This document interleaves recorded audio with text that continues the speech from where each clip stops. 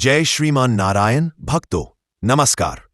भक्तों आज गुरुवार है। आज की इस वीडियो में मैं आप सभी लोगों को बताऊंगा कि माता लक्ष्मी ने सिर्फ एक गलती के कारण 3 साल तक लगातार एक माली के यहाँ नौकरी की थी।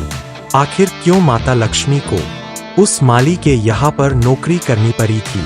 आखिर माता लक्ष्मी ने क्या गलती की थी और ये कौन सा गलती की थी?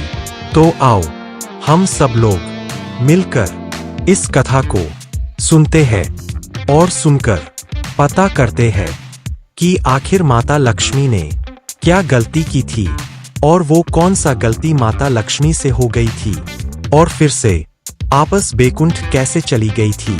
तो अब सुनते हैं भगवान विष्णु जी और माता लक्ष्मी जी की कथा। एक बार भगवान विष्णु जी ने शेषनाग पर बैठे बैठे बोर हो गए थे और उन्होंने धरती पर घूमने का विचार मन में किया।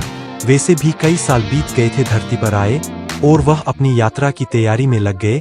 स्वामी को तैयार होता देखकर लक्ष्मी माँ ने पूछा, आज सुबह सुबह कहाँ जाने की तैयारी हो रही है? विष्णु जी ने कहा, है लक्ष्मी मैं धरती लोक पर घूमने जा रहा हूँ। तो कुछ सोचकर लक्ष्मी माँ ने कहा, हे देव क्या मैं भी आपके साथ चल सकती हूँ? भगवान विष्णु ने 2 पल सोचा फिर कहा, एक शर्त पर। तुम मेरे साथ चल सकती हो, तुम धरती पर पहुंचकर उत्तर दिशा की ओर बिल्कुल मत देखना। इसके साथ ही माता लक्ष्मी ने हाँ कह के अपनी मनवा ली और सुबह सुबह माँ लक्ष्मी और भगवान विष्णु धरती पर पहुंच गए। अभी सूर्य देवता निकल रहे थे। रात बरसात होकर हटी थी। चारों ओर हरियाली ही हरियाली थी। उस समय चारों ओर बहुत शांति थी और धरती बहुत ही सुंदर दिख रही थी और माँ लक्ष्मी मंत्र मुग्ध होकर धरती को देख रही थी और भूल गई कि पति को क्या वचन देकर आई है और चारों ओर देखती हुई कब उत्तर दिशा की ओर देखने लगी पता ही नहीं चला।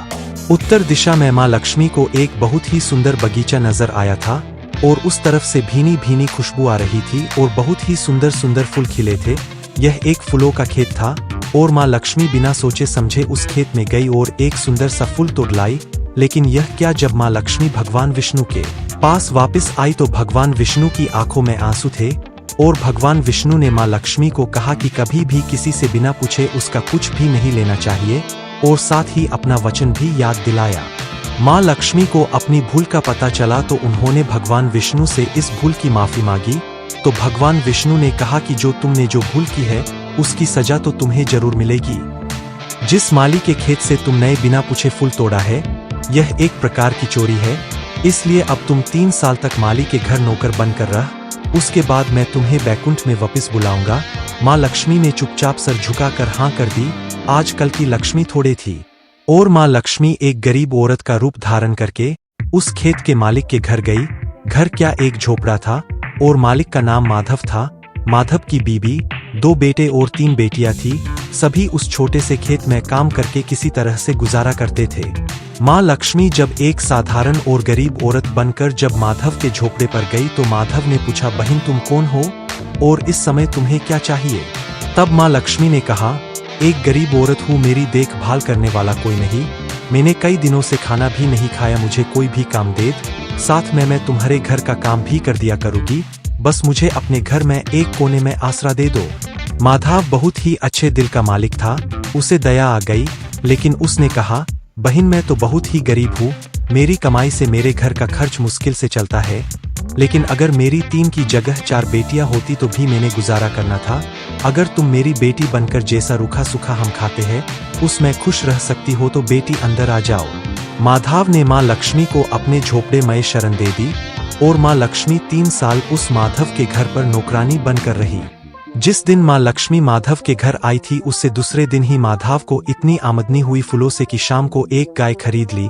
फिर धीरे धीरे माधव ने काफी जमीन खरीद ली और सबने अच्छे अच्छे कपड़े भी बनवा लिए और फिर एक बड़ा पक्का घर भी बनवा लिया। बेटियों और बीबी ने गहने भी बनवा लिए और अब मकान भी बहुत बड़ा बना लिया था। माधव हमेशा सोचता था कि मुझे यह सब इस महिला के आने के बाद मिला है। इस बेटी के रूप में मेरी किस्मत आ गई है मेरी। और अब 2 से 5 साल बीत गए थे लेकिन माँ लक्ष्मी अब भी घर में और खेत में काम करती थी। एक दिन माधव जब अपने खेतों से काम खत्म करके घर आया तो उसने अपने घर के सामने द्वार पर एक देवी स्वरूप गहनों से लदी एक औरत को देखा। ध्यान से देखकर पहचान गया, अरे यह तो मेरी मुँह बोली चौथी बेटी यानी वही औरत है, और पहचान गया कि यह तो माँ लक्ष्मी है। अब तक माधव का पूरा परिवार बाहर आ गया था और सब हैरान होकर माँ लक्ष्मी को देख रहे थे। माधव बोला है, माँ हमें माफ कर, हमने तेरे से अनजाने में ही घर और खेत में काम करवाया। माँ यह कैसा अपराध हो गया? माँ हम सबको माफ कर दे। अब माँ लक्ष्मी मुस्कुराई और बोली है, माधव तुम बहुत ही अच्छे और दयालु व्यक्ति हो। तुमने मुझे अपनी बेटी की तरह से रखा, अपने परिवार के सदस्य की तरह से। इसके बदले मैं तुम्हें वरदान देती हूँ कि तुम्हारे पास कभी भी खुशियों की और धन की कमी नहीं रहेगी। तुम्हें सारे सुख मिलेंगे जिसके तुम हकदार हो। और फिर माँ अपने स्वामी के द्वारा भेजे रथ में बैठकर बैकुंठ चली गई थी। तो मेरे प्यारे भक्तों, आपको ये कहानी कैसा लगा? यदि आपको इससे कुछ अच्छा सीखने को मिला है तो आप सिर्फ एक बार हमारे इस YouTube चैनल को सब्सक्राइबर जरूर कर लीजिएगा, ताकि जब भी कोई अगला वीडियो अपलोड हो तो सबसे पहले आपके पास पहुंचे। धन्यवाद भाई आपका यहाँ तक वीडियो को देखने के लिए।